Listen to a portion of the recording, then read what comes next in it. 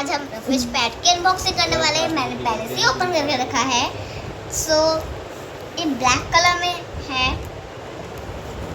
ये देखिए, मैं आपको इसे लिख के दिखाती हूँ एक बार। ओ, मैं आपको इसकी स्पेशल वो फैसिलिटी दिखाना ही भूल गई। ये देखो, इसके बैक साइड पे ना मैग्नेट्स लगे हैं जो आप किसी भी मेटल की चीज़ पे चिपका सकते हो। ये देखो, और इसको निकालने में भी दिक्कत नहीं होती है। तो मैं लगा के आपको कुछ लिख के दिखाती हूँ। मैं लिखती हूँ, चलिए।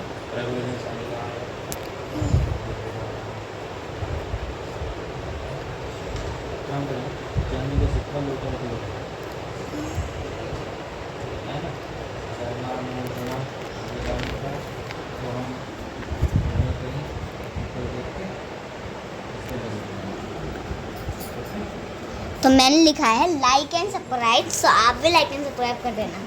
इसको एक बार में सारे डस्ट हो जाते हैं और इसमें आप कैसे लिख सकते हो, नाखून से, पक्की पेंसिल से, कच्ची पेंसिल से, किससे भी लिख सकते हो।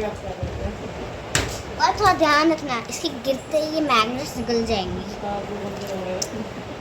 और यहाँ पर एक ये होता है, इसको खोलते हैं ना जब, तो उसके अंदर ना मैग्नेट्स भी होती हैं।